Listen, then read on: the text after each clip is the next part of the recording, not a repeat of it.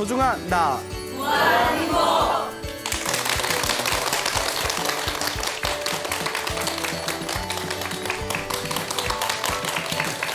예, 만나서 반갑습니다.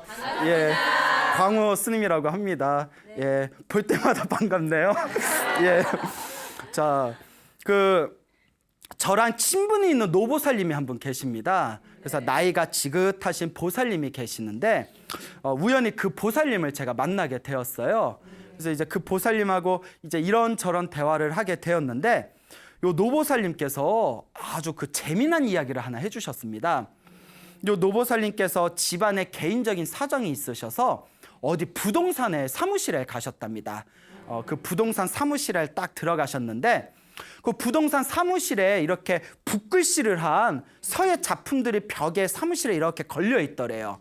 그래서 이게 보살님이 이렇게 봤는데 붓글씨가 그 필체가 너무 좋더랍니다. 그래서 보살님이 그 부동산 주인 아저씨한테 어머, 이거 글씨가 필체가 너무 좋아요. 이거 누가 쓰신 거예요? 라고 이렇게 질문을 했답니다. 그러니까 그 부동산 주인 아저씨가 예, 이거 제가 쓴 겁니다. 이러시더래요.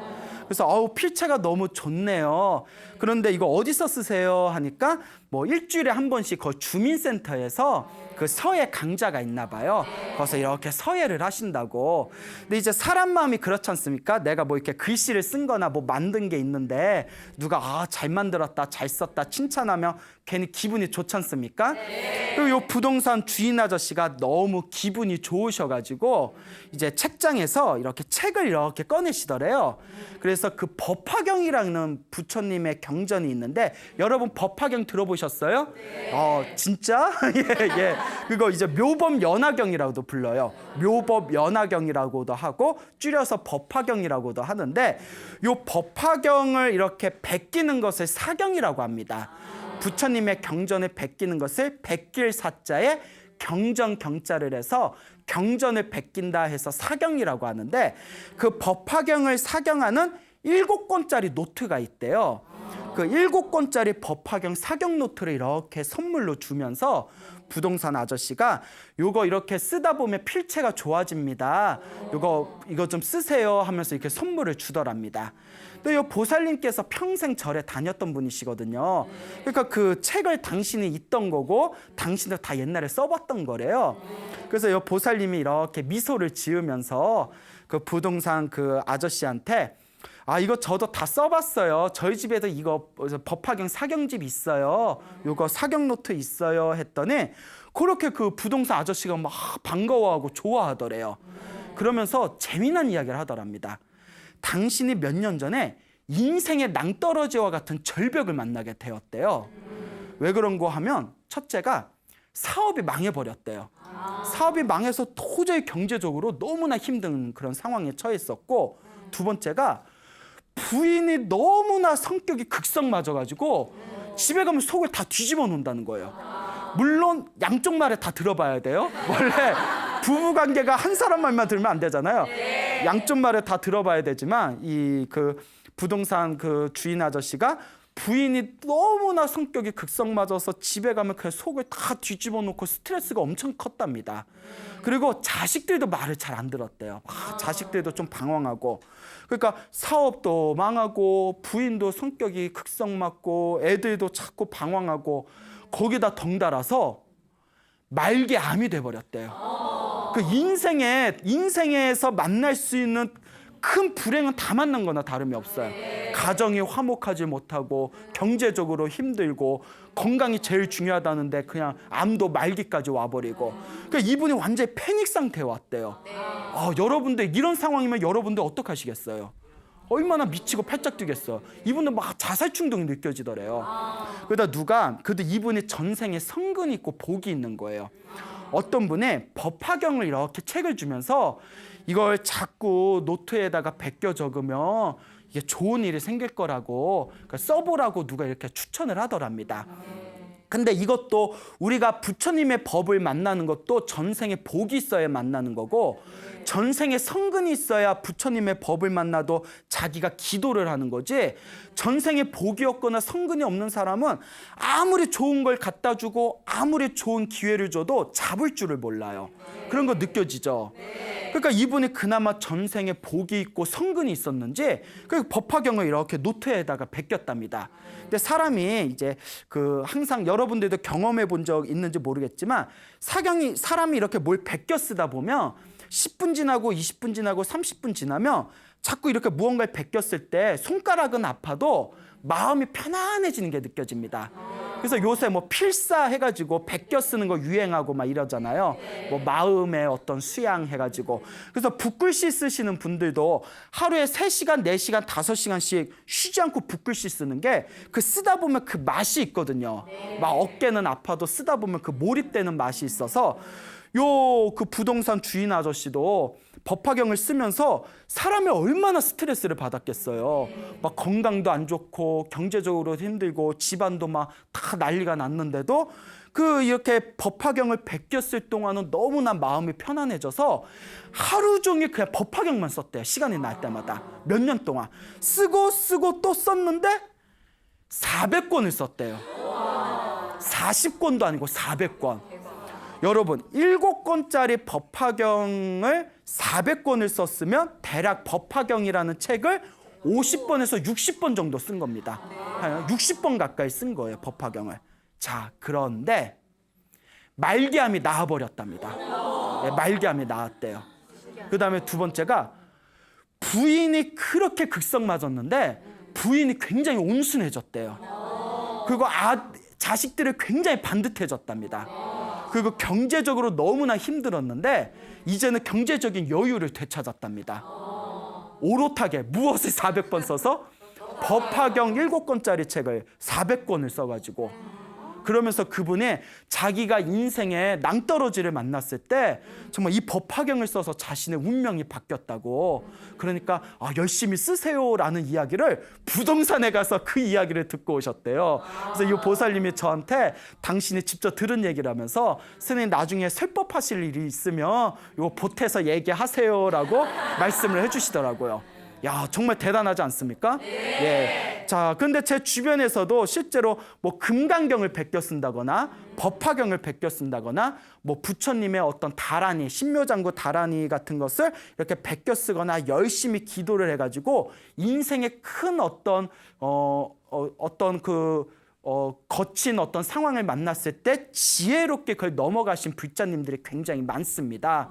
그래서 저도 이 소나무에서 항상 요 기도의 영험과 가피에 대해서 많이 말씀을 드리지 않습니까? 네, 실제로 우리 주변에 있는 불자분들 중에서 오롯하게 기도에 정진하고 몰입하고 집중해서 굉장히 큰 가피를 받으신 분들이 많다라는 것을 우리가 확신을 가지고 믿음을 가지셔야 된다. 이렇게 여러분들에게 말씀을 드리고 싶습니다. 우리가 살아가다 보면 뭐 제가 항상 하는 얘기지만 좋은 일이 생길 때도 있고 나쁜 일이 생길 때도 있고 행복할 때도 있고 불행할 때도 있고 근데 우리가 살다 보면 좀 좋은 일이 더 많을 때도 있고 어떨 때는 좀 나쁜 일이 더 많이 겹칠 때도 있고 오만 가지 상황들에 우리가 휩싸이면서 살아가지 않습니까? 네. 그럴 때 우리 불교에서는 왜 똑같이 사람으로 태어나서 사람으로 살아가면서도 왜 사람마다 서로 각자 만나게 되고 부딪히게 되는 이 행복과 불행의 갈림길이 생기는가? 이 모든 게 우리 부처님께서는 자신이 지은 업보라고 했습니다. 누가 지은 업보다? 예, 자신이 지은 업보라는 거예요. 그러니까 여러분들도 살아가면서 뭐 행복하고 좋은 일이 생기면 여러분들이 전생에 지었던 선업의 힘입니다. 근데 여러분들이 살아가면서 힘들고 괴로운 일이 생긴다면 제가 항상 말씀드리죠. 남을 원망할 필요가 있다 없다. 남을 원망할 필요가 없어요. 이러한 힘든 상황에 처하게 되고 나를 힘들게 하는 사람들을 만나게 된 인연 자체가 누가 지은 업보다 내가 지은 업보라는 것이죠. 그래서 우리 불교에서는 오롯하게 자신의 기도를 통해서 자신의 수행을 통해서 자기 앞에 펼쳐진 이 업보, 이 악업, 이 업장을 소멸하는 것을 굉장히 중요한 행복을 성취하고 운명을 바꾸는 가장 중요한 조건이라고 우리 큰 스님들께서 항상 말씀을 하십니다. 그 2003년이면 지금으로부터 한 14년 전이죠. 네, 14년 전쯤에 80세의 나이로 세상을 떠나신 청화 큰 스님이라는 분이 계셨습니다. 이 청화 큰 스님이라는 분이 계셨는데 정말 우리 한국 불교를 대표하시는 큰 수행자이셨어요. 이 청화 스님께서는 그 20대에 출가를 하셔가지고 오로지 깨달음을 얻겠다는 마음으로 항상 이제 수행자, 올곧은 수행승, 수도승의 길을 걸었던 분이신데 평생 동안 계율이 청정하시고 그리고 하루에 한 끼만 먹는 수행을 일종식이라고 합니다. 평생을 일종식을 하셨고 그리고 불교 수행 중에 24시간 동안 등을 땅바닥에 대지 않는 수행이 있어요. 항상 서 있거나 항상 앉아 있는 거, 이걸 장좌 불화라고 합니다. 불와 눕지 않는다는 거예요. 그래서 24시간 자신의 등을 땅바닥에 대지 않는 장좌 불화를 출가하고 평생을 실천하셨대요. 정말 대단한 수행자십니다. 뭐 엄청 찔리네요, 저는. 예? 자, 근데 이 청화 큰 스님께서 평생 계율이 청정하시고 하루에 한 끼만 드시고 평생 동안 등을 땅바닥에 대지 않으시고 그 평생 그 땅바닥에 등을 대지 않으시니까 항상 24시간 이렇게 가부좌를 틀고 앉아 있으니까 어느 제자분이 스님 이제 나이도 연세도 많으신데 그렇게 눕지 않으시면 힘들지 않으세요? 했더니 큰 스님께서 하신 말씀이 아유, 하도 버릇이 돼서 이제 눕는 게 더 불편합니다. 이렇게 얘기하시더래요. 그 정도로 이제 사람의 정신력이라는 게 무서운 거예요. 네. 자, 근데 이 큰 스님께서 이렇게 열심히 훌륭하게 수행을 하시던 분이었는데 이분께서 그 중년의 나이였을 때 어느 유명한 기도도량에 잠시 주지를 맡은 적이 있으셨대요. 딱 이름만 대면 알만한 유명한 그 기도도량인데 우리나라에서 손꼽히는 그 기도도량인데 이분께서 이제 잠시 주지 소임을 맡으셨을 때 그 당신의 먼 친척이 되는 분이 계셨대요. 먼 친척 되는 요 거사님이 몰래 사찰에 있는 재산을 빼돌렸대요. 그러니까 그걸 신도들한테 들킨 거예요. 그 신도들이 난리가 난 거죠. 어디 그 부처님 재산을 자기 몰래 빼돌리니까. 그래서 경찰서에 고소 고발을 했는데 이 재산을 빼돌린 이 거사님이 그 청화 큰 스님을 핑계를 대는 거예요. 그러니까 청화 큰 스님을 모함해가지고 나는 아무것도 모른다. 스님께서 시키는 대로 했다라고 거짓말을 한 거예요. 그 큰 스님이 이제 경찰서로 그렇게 소환이 돼가지고 경찰서에 이렇게 앉아 있는데 경찰이 스님 저 사람 말이 맞습니까? 스님이 시키신 겁니까? 하고 이렇게 다그치더래요. 스님의 순간 갈등이 생기더래요. 물론 당신이 시킨 게 아니지만 평생을 청정하게 사신 분인데 그럴 리가 있겠습니까? 근데 이분이 어쨌거나 자기가 임명했던 사람이고 그러니까 평생 수행만 하니까 세상 일을 잘 모르신 거예요. 만약에 내가 아니라고 한다면 저 사람은 감옥에 들어가게 될 것이고 저 사람 식솔들은 갑자기 가정을 잃게 될 것이다. 근데 나 하나만 다 뒤집었으면 모든 게 다 해결이 되지 않겠냐. 그래서 그 사람에 대한 그 연민심 때문에 자비심 때문에 그 죄를 다 뒤집어 쓰셨대요.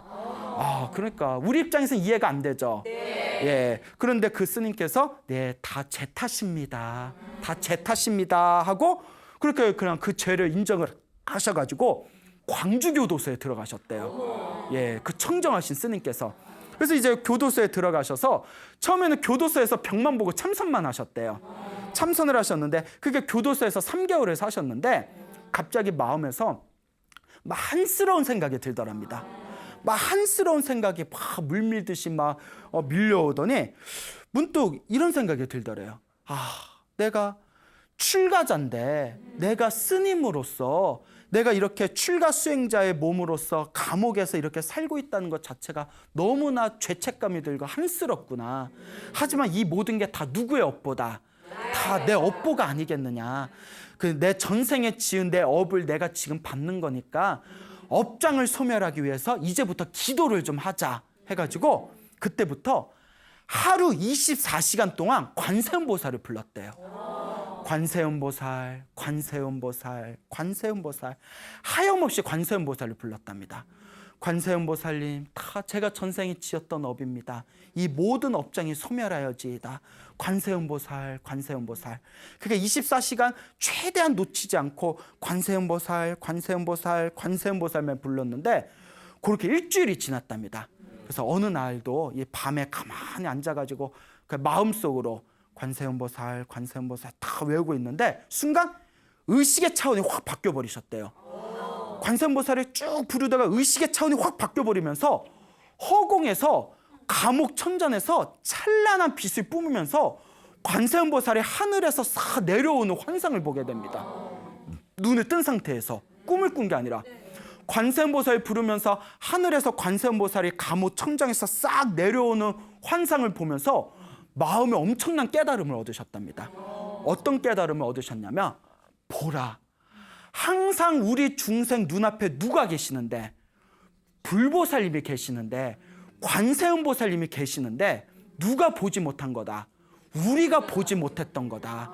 항상 우리 앞에 관세음보살님이 계셨구나라는 깨달음을 얻으셨답니다. 그렇게 마음이 시원하면서 마음에 편안한 느낌이 드시더래요. 그리고 이 환상을 보시고 나서 며칠 후에 무혐의로 교도소에서 나오시게 되었답니다. 그러니까 업장이 소멸하게 된 거죠. 자, 여기서 중요한 게 있습니다. 우리가 흔히 기도를 하다 보면 스님 저 열심히 기도하고 하는데도 왜 이렇게 안 좋은 일이 생길까요? 라고 말씀하시는 불자님들이 가끔 계십니다. 솔직히 기도, 우리가 나쁜 일 피하자고 기도하는 건데 막상 기도 열심히 했는데 안 좋은 일이 생기면 얼마나 좀 억울한 느낌이 들겠어요. 근데 중요한 게 있습니다. 좋은 일도 나쁜 일도 누가 지은 업이다? 내가 지은 업이다. 내가 지은 업은 누가 받을 수밖에 없다. 내가 받을 수밖에 없는 겁니다. 내가 지은 업보는 어설프게 기도했다고 해서 다 사라지는 게 아닙니다. 내가 지은 업은 내가 받을 수밖에 없고 다만 내가 지은 업을 내가 받아야 되는 게 정상인데 그럼 왜 기도를 하느냐? 기도를 하면 한 만큼 그만큼 내가 지은 업보를 빨리 뭐 할 수가 있다. 소멸시킬 수가 있기 때문입니다. 절대 업을 피할 수는 없습니다. 하지만 내가 받아야 할 업을 크게 받을 걸 작게 받을 수 있고 내가 받아야 할 업을 조금이라도 빨리 소멸시킬 수가 있는 것입니다. 청화 스님도 그런 경우죠. 평생을 젊었을 때부터 열심히 수행을 하셨는데 그분께서 갑자기 감옥에 들어가게 되신 것은 전생에 누가 지은 업보였을까요? 그렇죠. 그 큰 스님께서 풀어야 할 전생의 빚이었고 숙제였고 그 빚과 숙제와 업보를 감옥에서 교도소 안에서 우리 청화 큰 스님은 멋지게 당신의 업보를 소멸시킨 겁니다. 그러니까 여러분들도 살아가시면서 힘든 일이 있고 괴로운 일이 있고 답답한 일이 있을 때 세상을 향해서 누군가를 향해서 옆에 있는 사람을 향해서 화풀이하지 마시고 짜증내지 마시고 다 내 업이다 생각하시고 열심히 기도해 보시기 바랍니다. 간절하게 기도를 하시면 반드시 효험이 있습니다. 그래서 아까도 우리 청화 큰 스님께서 그 감옥 천장에서 관세음보살님이 허공에서 내려오는 환상을 봤다는 말씀을 드렸지만 가끔 저한테 이렇게 기도에 대해서 물어보시는 불자님들한테 하시던 기도가 있으면 꾸준히 하십시오. 무슨 기도를 하든 결국 효과는 똑같습니다. 그런데 하시던 기도가 없으면 기도를 처음 하시는 분이라면 관세음보살 기도를 하십시오라고 저는 많이 권합니다. 왜냐하면 우리 한국 불교가 그래도 가장 많이 보편적으로 하던 연불이 관세음보살 연불이거든요. 그러면서 기도를 하실 때 어느 정도까지 기도하시냐면 꿈속에서 불보살님이 환하게 나타날 때까지 기도해라. 그래서 그 밀교 경전에 보면요. 그 밀교 경전이나 뭐 옛날 뭐 중국 큰 스님들 법문에 보면 자기가 기도를 해서 업장이 소멸하는 징조를 꿈에서 볼 수가 있답니다. 꿈은 무의식을 상징하는 것이거든요. 그래서 열심히 기도를 하면 무의식의 상태인 꿈에서 내 업장이 소멸되는 어떤 징조들을 볼 수 있다. 그 대표적인 게 불보살님의 모습, 뭐 관세음보살을 연불하면 꿈에서 관세음보살님이 환하게 나타난다거나 뭐 지장보살을 연불하면 꿈에서 지장보살이 환하게 나타나는 것은 내 업장이 조금씩 소멸하고 불보살님과의 에너지가 조금씩 통하고 있다라는 어떤 징조라고 합니다. 그래서 제가 그 불자님들한테 기도를 하실 때 꿈에서 불보살님이 환하게 나타날 때까지 그렇게 기도하십시오라고 그렇게 말씀을 드린 기억이 있습니다. 그러니까 또 어느 보살님이 스님 기도를 제가 열심히 했는데 이렇게 관세음보살님을 꿈에서 봤습니다. 관세음보살님을 꿈에서 봤는데 요 관세음 보살님이 얼굴은 보여주지 않고 뒤통수만 보여줬습니다. 이럴 때는 어떻게 해야 됩니까? 여러분 촉이 오죠? 예, 더 해야 된다. 더 해야, 뒤통수만 보여준 건 뭐예요? 아직 멀었다는 거다. 그 어디를 봐야 돼요? 그렇죠. 정면을 봐야지. 예? 그러니까 관세음 보살님이 보여줄랑 말라? 보여줄랑 말라. 그러니까 더 하라는 뜻이에요. 그래서 그 관세음 보살님의 얼굴을 똑똑하게 볼 때까지 더 기도하셔라라고 제가 이렇게 말씀을 드렸던 게 기억이 납니다. 그 어느 젊은 불자님이 계셨어요. 이 젊은 불자님이 계셨는데 이 젊은 불자님께서 어떤 개인적인 어떤 답답한 일이 있고 소원 성취를 하고 싶어서 저한테 이렇게 찾아와서 상담을 하신 적이 있으셨어요. 그래서 제가 이런저런 상담을 하면서 그 보살님한테 그 법화경이라는 책이 있다. 그 법화경이라는 책을 사가지고 한글로 10번 이상 써라. 한글로 10번 이상 쓰면 뭐 웬만한 소원은 이루어진다라는 그런 이야기가 있다. 뭐 물론 10번을 써도 안 이루어지면 20번을 쓰고 20번을 써도 안 이루어지면 몇 번을 써라. 30번을 써라. 아니 아까 말씀드렸잖아요. 400권을 쓰신 분도 있는데. 예? 그 정도 기도를 하려면 그 정도는 독하게 해야 돼요. 정말 손가락에 부러져라. 그렇다고 부러지면 안 돼요. 자, 그래서 그렇게 이제 쓰세요 하고 이렇게 보내드리고 제가 다 쓰신 뒤에 다시 오세요. 아무리 저한테 뭐 이것저것 질문해도 저는 점쟁이가 아니지 않습니까? 제가 드릴 수 있는 말은 기도 열심히 하고 복을 많이 지으십시오라는 말씀뿐이 저는 드릴 말씀이 없습니다. 법화경 10번 다 쓰시면 그때 다시 찾아오십시오 했는데 이분께서 몇 달 후에 찾아오셨어요. 그래서 몇 번 쓰셨어요 했더니 3번 좀 썼어요 이러더라고요. 그래서 왜 찾아왔어? 내가 예, 그러진 않고 한 3번 정도 썼어요 이러니까 이제 이분께서 제가 이제 이런 말씀을 드렸죠. 그 3번 정도 쓰셨는데 혹시 뭐 꿈꾼 거 있습니까? 이렇게 말씀을 드리니까 뭐 좀 이런저런 꿈을 꿨는데 그 중에 한 가지 신비한 경험을 했대요. 이분께서 좀 나이가 젊고 순수하셔서 그런지 뭐 꿈의 징조를 빨리 느끼셨던 것 같아요. 그 남동생이 그 목하고 어깨 쪽에 대상포진에 심하게 걸렸답니다. 여러분 대상포진 걸려본 적 있어요? 엄청나게 아프대요. 저도 걸려본 적은 없는데 되게 아프답니다. 목하고 어깨에 대상포진이 심하게 걸렸는데 남동생이 어느 날 이렇게 법화경을 쓰다가 깜빡 잠이 들었는데 꿈에 보살님을 만났대요. 보살님한테 보살님은 누구세요? 하고 질문을 던지니까 꿈에서 그 보살님이 나는 보현보살이야 이러더래요. 네, 보현보살은 이제 법화경에 나오는 아주 그런 위대하신 실천을 강조하시는 큰 보살님이십니다.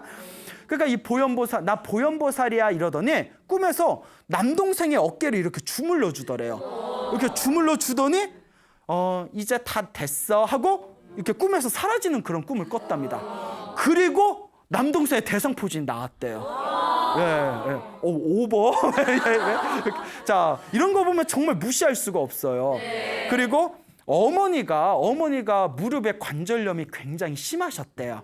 무릎에 관절염이 심하셨는데 또 꿈을 꿨대요. 이 따님이 법화경을 쓰다 꿈을 꿨는데 이번에는 관세음 보살님이 나타나시더니 어머니 무릎에다가 막 젓가락을 쑤시는 꿈을 꿨대요. 젓가락을 다 쑤시는 꿈을 꿨더니 이제 다 됐다 하면서 꿈에서 깼는데 그때 어머니의 무릎이 좀 나으셨대요. 나았다가 근데 다시 악화되셨대요.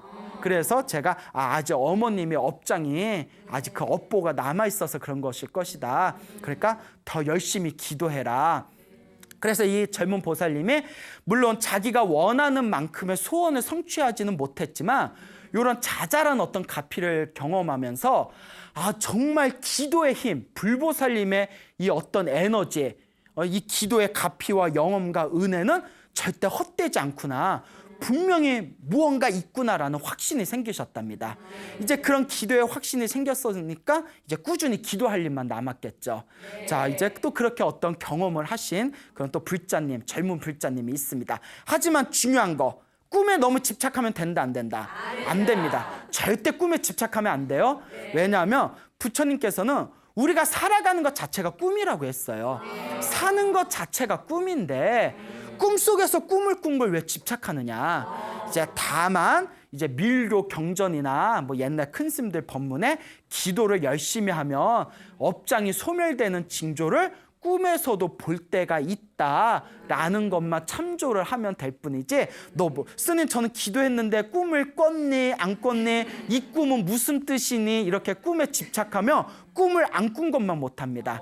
그러니까 절대 꿈에 또 집착하지 마시길 바랍니다. 알겠죠? 네. 자, 몇십 년 전의 일입니다. 오래전에 몇십 년 전에 고등학교 2학년이었던 학생이 자신의 사촌형을 만나기 위해서 저 설악산에 올라갔답니다.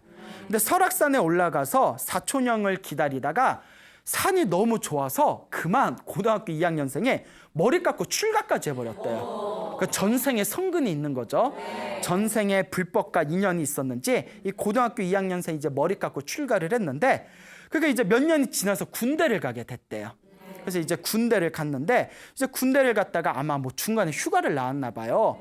대구 어디에서 이제 하룻밤 잠을 자다가 연탄가스를 마셔버렸대요. 옛날에 연탄가스 사건 많았죠.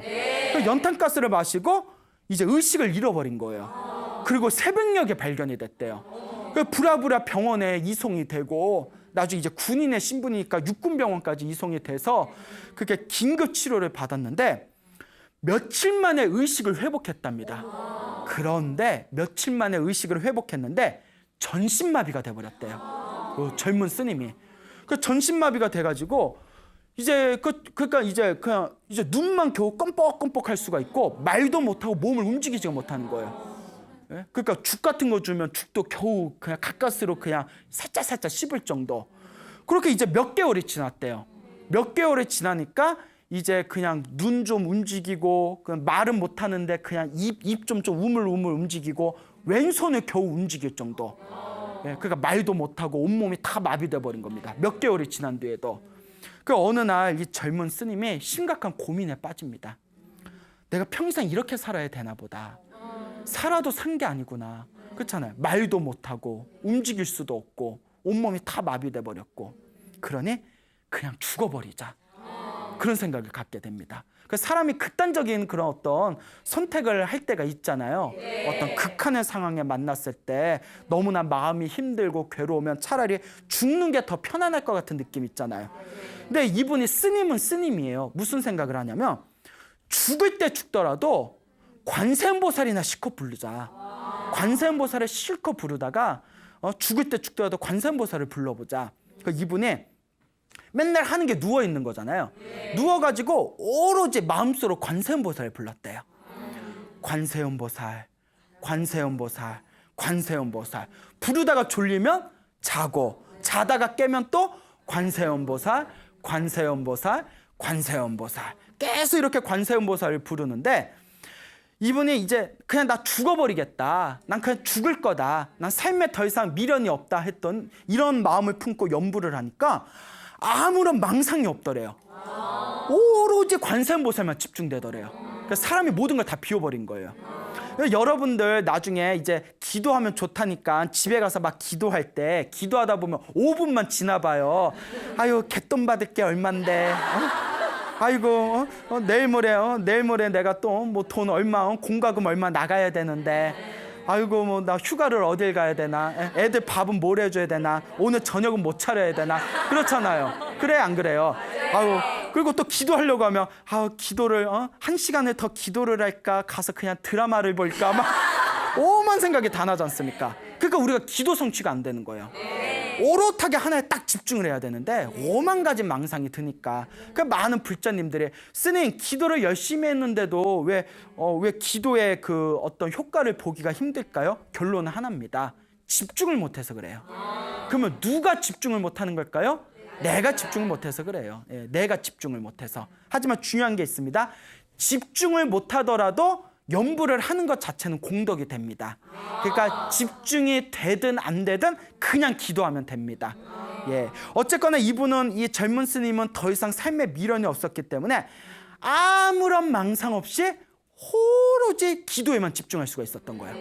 밥 먹다가 이렇게 간호원이 떠주는 밥 먹다가 자다가 깨면 그냥 기도하고, 기도하다가 또 자다가 깨면 또 이제 밥 먹고, 그러니까 하루 24시간을 오로지 연불만 한 거예요. 그렇게 20일이 지났답니다. 근데 그것도 대단한 거예요. 여러분, 아무것도 안 하고 침대에 누워서 염불만 해라 하면 그것도 잘 안 돼요. 그만큼 꾸준하게 한다는 게 어렵습니다. 근데 이분은 20일 동안 모든 미련을 버리고 살면 살고 죽으면 죽고 나는 아무 미련이 없다고 20일을 오로지 그냥 염불에만 집중을 했는데 어느 날 저녁이었어요. 저녁에 이분이 또 가만히 누워서 관세음보살, 관세음보살, 관세음보살 연불을 하다가 딱 잠이 들었대요. 잠이 싹 들었는데 생생한 꿈이 펼쳐집니다. 꿈속에서 자기 침대 옆에 아주 얼굴이 인자해 보이는 노인이 이렇게 앉아 있더래요.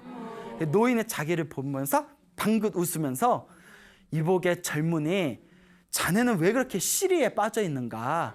뭐가 그렇게 근심 걱정이 많은가? 이러더래요. 그러니까 꿈속에서나마 자기 답답한 마음을 그 노인에게 이제 털어놓기 시작하는데 입에서 말이 나오더래요. 이제 꿈이니까.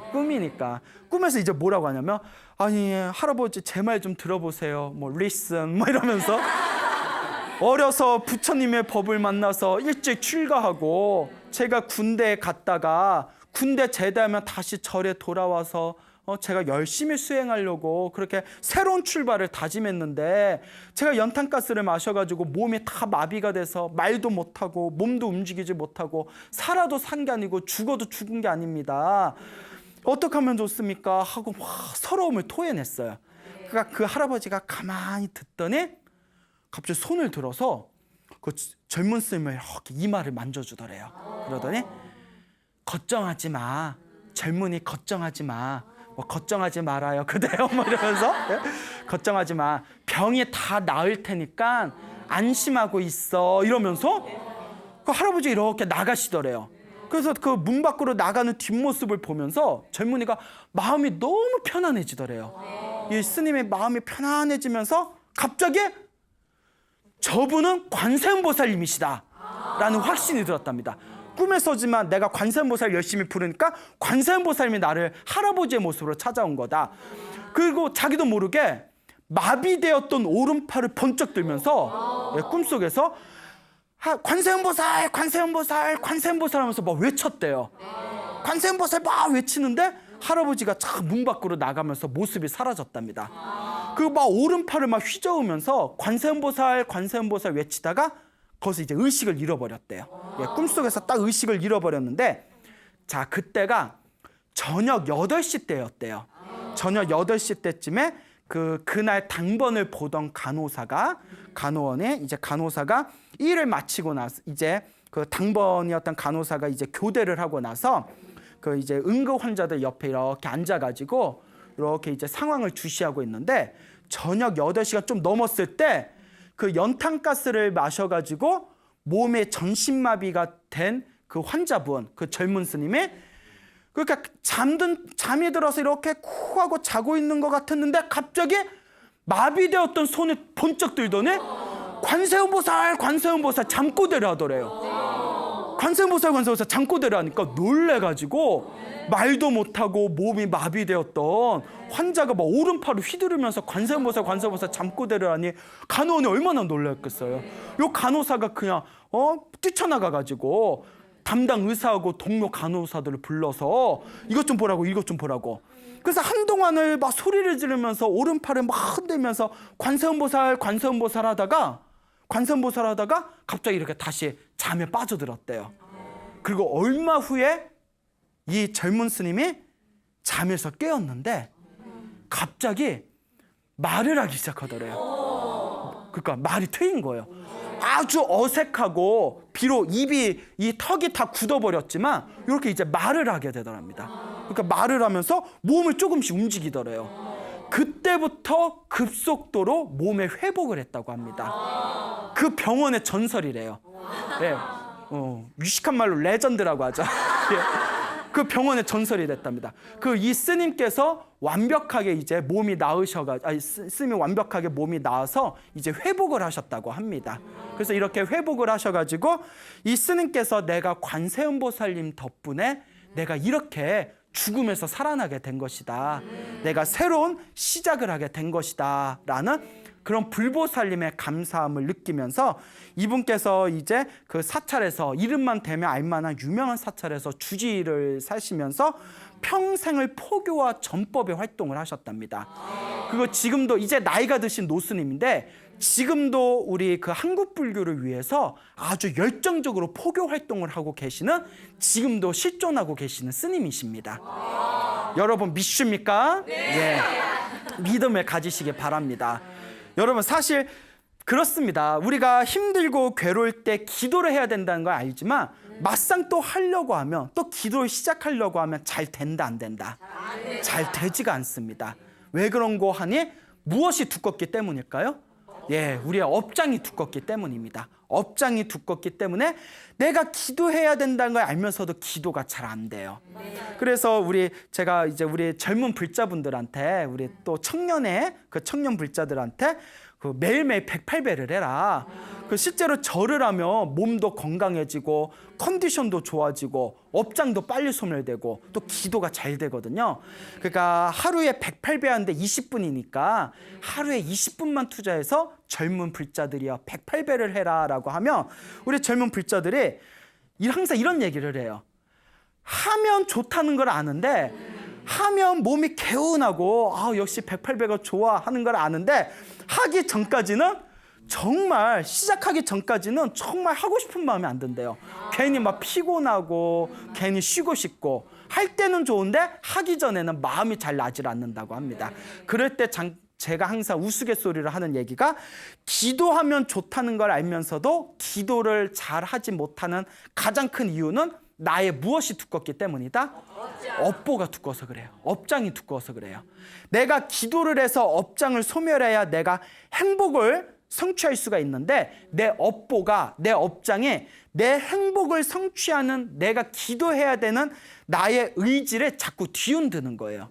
그러니까 기도해야 된다는 걸 알면서도 기도가 안 될 때는 내 업덩어리가 내가 기도를 못하게 나를 막아서고 있구나, 나를 장애하고 있구나, 나를 뒤흔들고 있구나. 그걸 여러분들이 꿰뚫어 보셔야 됩니다. 아시겠죠? 그래서 제 그 청년회를 하다 보면 이제 가끔 청년들이 이렇게 찾아오지 않습니까? 그럼 이제 청년들도 다 고민이 있지 않습니까? 뭐 취업 고민도 있고, 뭐 연애 고민도 있고. 그래서 저 연애 상담하는 불자들한테 항상 하는 얘기가 있어요. 다 필요 없고 그냥 머리나 깎아. 뭐 이런 거예요. 근데 안 깎더라고요. 자, 그래서 여러 가지 고민이 있는데, 그럴 때마다 저는 항상 하는 얘기가, 우리 불자들한테 제가 하는 얘기가, 전생에 복을 많이 지었으면 이번 생에 알아서 좋은 일이 많이 생길 것이고, 전생에 지어놓은 복이 없으면 이번 생에 아무리 노력해도 좋은 일이 생기지 않고 자꾸 장애가 생기게 된다. 다 내가 전생에서부터 지었던, 과거에서부터 지었던 나의 복이 부족해서 그런 거니까 지금부터라도 좀 기도를 많이 해라, 복을 많이 지어라 라고 항상 신신당부를 합니다. 근데 이제 우리 청년 불자들, 처음에 절에 온 청년의 불자들은 기도하는 방법을 잘 모르지 않습니까? 그래서 제가 항상 강조하는 게, 일단 108배를 해라. 왜냐하면 우리가 절이라는 표현을 쓸 때 너 어디 가? 응, 나 절에 가 이러잖아요. 그 절을 왜 절이라고 하느냐? 절을 많이 해서 절이라고 한다는 얘기가 있어요. 실제로 절에 오면 절을 해서 절을 많이 하기 때문에 절이라고 부른다. 그래서 불교 수행의 첫 번째는 절입니다. 그래서 나중에 나이 들고 연세 드시고 무릎에 관절이 약해지면 절을 하고 싶어도 못하게 돼요. 그러니까 젊었을 때라도 조금이라도 더 절을 해라. 그래서 절을 하면 일단 몸이 건강해지고, 그리고 업장이 빨리 소멸되고, 그리고 마음이 편안해지고, 그리고 절을 많이 하면 다음 생에 사람으로 태어나도 미남 미녀로 태어나고. 예. 그 여러분들이 이렇게 세수하다가 어머 나 얼굴에 2% 부족해 라고 느끼는 분들은 내가 전생에 절을 안 했구나, 아이고 전생에 절을 조금만 더 했으면 이 2%가 채워졌을 텐데, 뭐 이런. 그렇죠? 제가 또 낱말의 처지는 아니에요. 자, 어쨌거나 제가 잘생겼다는 얘기는 못 들어봤는데 귀엽다는 얘기는 많이 들어봤어요. 예, 넘어갑시다. 씁쓸해. 자, 그리고 절을 많이 하면 다음 생에 천상세계에 태어나게 되고 그 가장 중요한 게 절을 많이 하면 언젠가는 깨달음을 빨리 얻게 된다고 합니다. 그래서 우리 그 젊은 불자들한테 절을 많이 하라고 권하고 그다음에 연불을 하라고 권하는데 처음에 연불 하면 집중이 잘 안 되거든요. 그래서 제가 항상 강조하는 게 그러면 연불에 집중이 안 되면 노트에다가 깨끗한 A4 용지나 노트에다가 무조건 관세음보살을 하루에 108번 이상씩 써라. 쓰다 보면 집중이 잘 되거든요. 그래서 매일 108배를 하고 매일 깨끗한 종이에다가 관세음보살을 하루에 108번 이상씩 쓰고 마음속으로 소원을 빌어라 라고 가르칩니다. 그런데 의외로 효과 보신 분들이 많아요. 제가 아는 어떤 젊은 불자님은 제가 이렇게 가르쳐 준 대로 이렇게 꾸준히 했더니 이상하게 뭐 자기 원하는 소원이 딱 성취되거나 뭐 로또가 막 당첨되거나 이런 건 아니지만 일단 이상하게 주변의 일들이 조금 편안해지고 일단 마음이 평온해져서 좋다고. 그래서 그렇게 기도하시는 분들은 꾸준히 기도하는 분들은 얼굴에 관상이 바뀝니다. 얼굴이 되게 맑고 밝아져요. 실제로. 여러분들도 기도하시면 얼굴에서 막 빛이 나올 거예요. 뭐 나와봤자 거기서 거기겠지만 자 그렇기 때문에 여러분 이 기도라는 것은 어쩌다 마음 내서 하는 게 아니라 밥 먹는 것과 같습니다. 밥은 우리 하루에 한 끼 이상 무조건 밥을 챙겨 먹잖아요. 기도도 그와 같습니다. 하루에 한 번은 반드시 내가 챙겨야 되는 불자의 살림살이가 바로 기도입니다. 그러니 여러분 기도를 하고 복을 짓고 평소에 마음을 잘 쓰신다면 여러분들의 삶이 안락해지고 편안해지게 되실 것입니다. 여러분 행복해지고 싶습니까? 네. 행복한 삶을 창조하고 싶습니까? 네. 복을 지으십시오. 선업을 지으십시오. 공덕을 쌓으십시오. 복과 선업과 공덕의 힘이 여러분들을 진정한 행복의 길로 이끌어 줄 것입니다. 오늘 여기서 마치겠습니다. 소중한 나 무한행복